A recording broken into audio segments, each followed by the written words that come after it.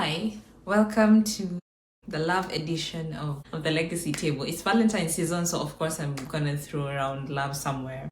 And today I'm going to be talking about Marie Curie, who is the discoverer of radium. In case you have no idea what I'm talking about, just sit down, relax. Let me tell you about Marie Curie and her husband, Pierre. It's a story that really, it stuck with me because I did not know Marie Curie was married. I just knew her as a very famous scientist and I liked her and I was like, I want to become like Marie Curie. I don't know what I'm going to discover, but yeah, she makes me happy. So here we are. We're going to be talking about Marie Curie. I'm going to throw in maybe somebody else and then we're going to see how this episode goes. So who is Marie Curie, you might be wondering. If you are unfamiliar with science or chemistry in specific or physics, Marie Curie is the lady who discovered radium. She discovered it alongside her husband, Pierre. Like I said, I did not know that Marie Curie was married, and I thank God that I did not know. I thank God that I know it now because it kind of allowed me to just focus on Marie Curie as a person and not as a wife. So let me tell you a little bit about her story. So women physicists were a rarity in the 19th century, but even rarer were husband and wife collaborative teams. Pierre and Marie Curie made history not only in that respect, but also because their scientific teamwork led to the discovery of radioactivity and two new elements in the periodic table, for which they shared the Nobel Prize in physics. If you don't know what the periodic table is, it's basically where all the elements are discovered, all discovered elements, that is. There are some which I believe have not yet been discovered, which gives those of us in research a lot more time to discover elements. Marie Curie was a native of Poland and she was born to a school teacher for a father. At that time, her father lost his position as a teacher because there was a lot of war, kind of like what is going on in the world right now. And in tandem, Marie Curie could not really go to school as was supposed to be. In addition to this, Marie Curie could not make it to university because ladies during that time were not allowed to study. Why? You wonder. You just wonder. Anyway, Marie had a sister called Bronya, and they used to attend a university, or rather a floating university at the time, because, like I said, women were not allowed to study during those times. So yeah, they used to go to this university. It used to be a different location, so they used to hide themselves just so that they could gain knowledge. And we thank God for that because they made some good discoveries. Marie took up a job to pay for her sister's education through med school, and then when it was finally her turn, she went and enrolled into this campus where she finally met the love of her life. This sounds so good. Anyway, so in 1891, that's when she joined campus and she met her husband. Now, she did not have math and science in her background, so she really had to catch up to other students, and we thank God for her. Madame Curie, wherever you are, we're proud of you as women. We are very, very proud of you. Anyway, so she continued studying, summarizing this so that I don't really take a long time. Now, her husband, Mr. Pierre, was a physicist. He came from a good family and he was a man, so he could study. Earned a master's degree by the age of 18, and 3 years later, he discovered the piezoelectric effect with his older brother, Jacques. I hope I say that right for all the French people, Jacques. I don't know. So yeah, they discovered the piezoelectric effect.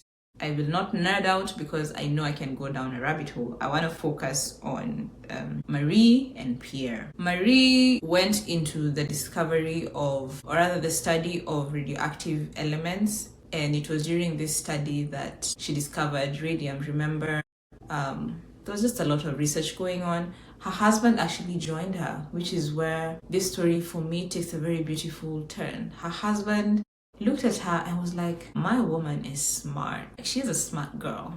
Rather than dim her shadow, he joined her in her study of radioactive elements, and together they discovered another element, polonium, if I'm not wrong. So yes, polonium. In December 1898, they discovered a second new element in a barium fraction, which they named radium. And then they had to do a lot of proving of the existence of this element. And eventually, the only person who was nominated for the Nobel Prize that they won in physics in 1903 was actually Pierre. Marie was not nominated. He was nominated alongside another guy, a Swedish guy. Oh, Swedish guy is a guy who advocated for Marie, but there was another guy, Becquerel, if I'm not wrong. Yes, let me just confirm. Yes, Becquerel. My memory is good anyway. So Becquerel had done some previous studies before Marie went down the rabbit hole trying to discover these new elements. So Becquerel and Pierre were the ones who were nominated for the Nobel Prize, but up came the Swedish guy who was like, no, there was also a woman. So eventually the three were nominated, Marie, her husband, and Becquerel, and they all shared the Nobel Prize in 1903. Now, I was in a class where my professor said that there are two ways to make money as a scientist. You either discover a new element, like Madame Curie, or discover something and form a company.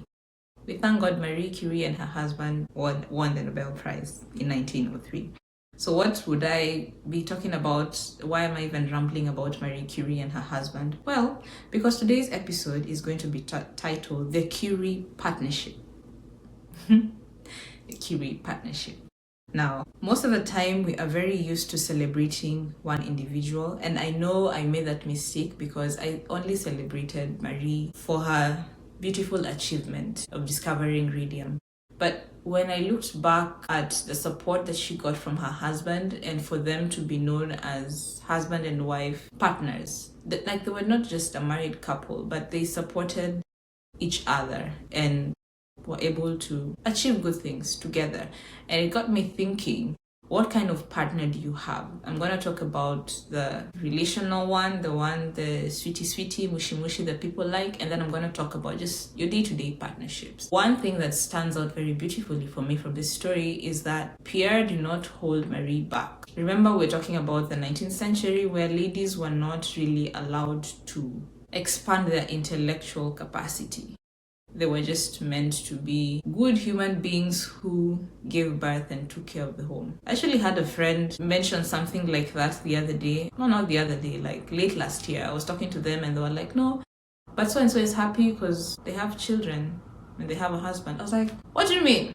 What do you mean? Like a lady can only be satisfied when she has a husband and gets kids? Excuse me. Anyway, I thank you, Pierre, wherever you are. Thank you for supporting Marie through her intellectual journey. One other couple that I want to highlight that completely blows me out of this mind is the Beckhams. If you are familiar with David Beckham, he is a retired footballer who currently owns a football club in the US, I believe, called Galaxy.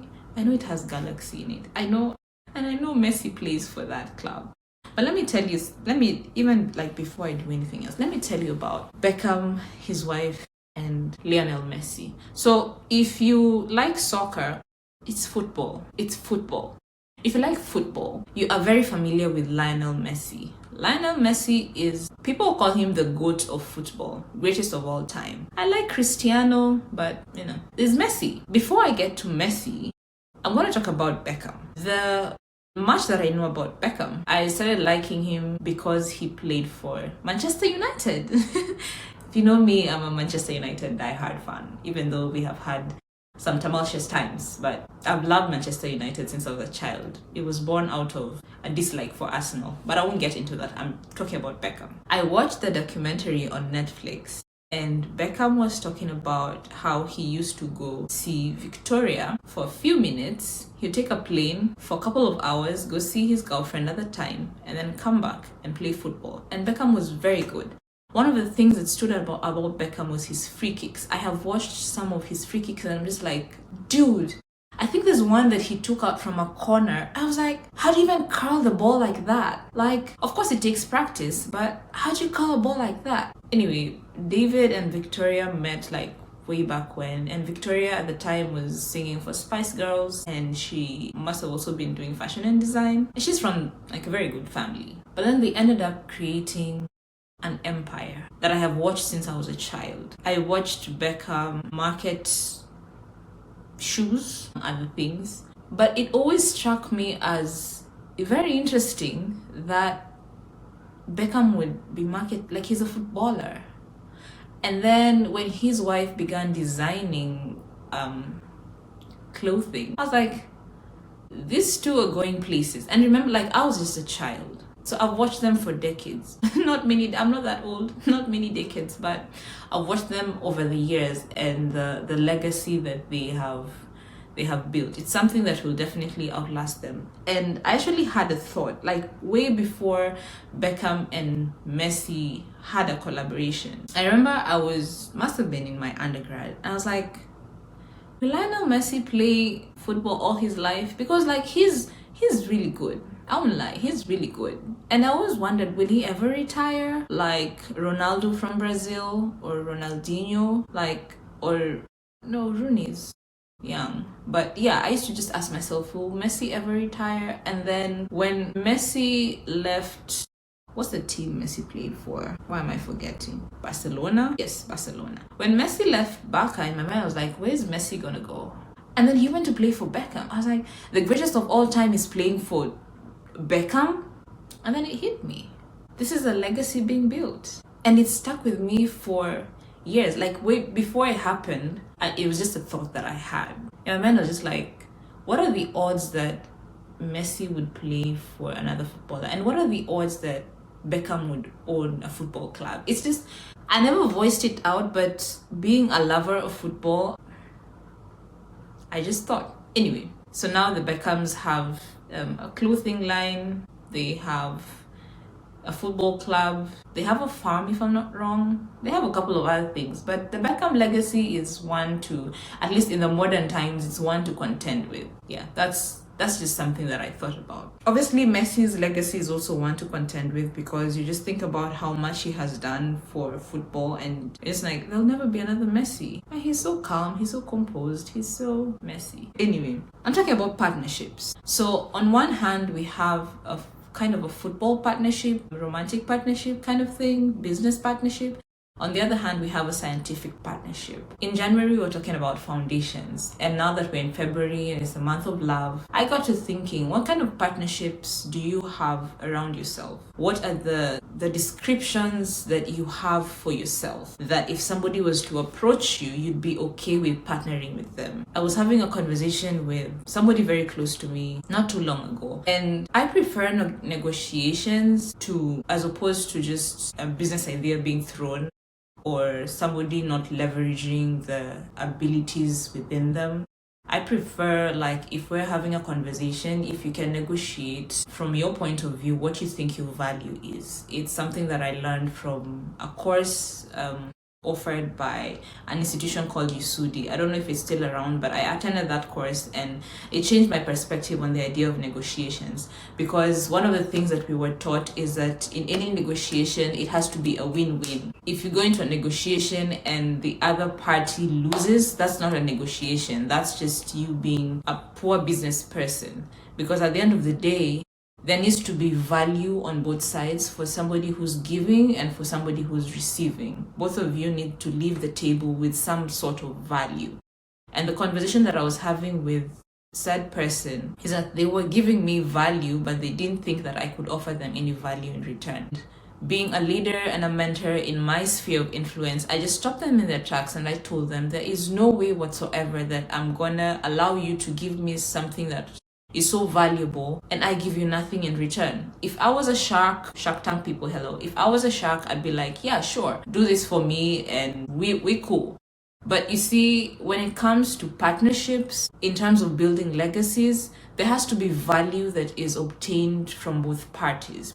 Now, if you think about Messi and Beckham and Victoria, Victoria promotes her fashion. If you have seen David Beckham dress, you're just like, you cannot be 50 years old. Anyway, and if you see Victoria and the pieces that she keeps dropping, you're just like, girl, you got talent. And it's how they complement each other that has me thinking, now that's a good partnership. And then Messi enters the chat and you're just like, it's a complete package. I mean, you have the greatest of all time playing for your club. That has to do something for your books. Now, based on the story of Marie Curie and her husband Pierre would have decided that because he's a man and because he has the privilege of going to school to study, that his wife or his girlfriend at the time did not deserve as much recognition. But the beautiful thing is that in that partnership, there was alignment. And one of the foundations of, I think, any partnership and any legacy geared partnership in specific is that there needs to be alignment. Not just good chemistry where it's good vibes and inshallah for Kenyans, but the kind of alignment that brings out good things. I wrote a blog about 2 weeks ago, and I said that for every person who comes into my life, I want them to feel alive. I want them to achieve every single thing that they possibly can. And that's because there's a synergy that comes and makes people thrive in who they are. So my question to y'all this week is, what kind of partnerships have you allowed into your life? Have you allowed the peers of this world to marinate on you, ladies? Have you allowed the Victoria Beckhams of this world to come and sprinkle some bedazzle on you, gentlemen? Or are you hanging out with people who rip off your value? Legacy is not individualistic things. I don't think there's a legacy of a single individual, because if we were to bring it round circle to the story of Jesus Christ could have snapped his fingers. He did not need Peter, who was busy cutting out people's ears. He definitely did not need the likes of Paul, who was busy crucifying his disciples. I would think he did not need Thomas, because Thomas was a very doubtful guy. He also did not need Judas Iscariot, because he was a betrayer. But Jesus Christ chose to partner with these people for the kingdom to be preached around the world. So who are you partnering with in your life? Is it good people, or is it people who just waste your time? Many people will tell you to cut off bad partners, but I want to flip the script. Bring them to the table, sit down, negotiate, talk about legacies. Where are we gonna be 5-10 years from now? If you can come out with a win-win, then that is legacy being rewritten. I've been your host, Nachesa Kimberly, and this is the Legacy Table. Happy Valentine!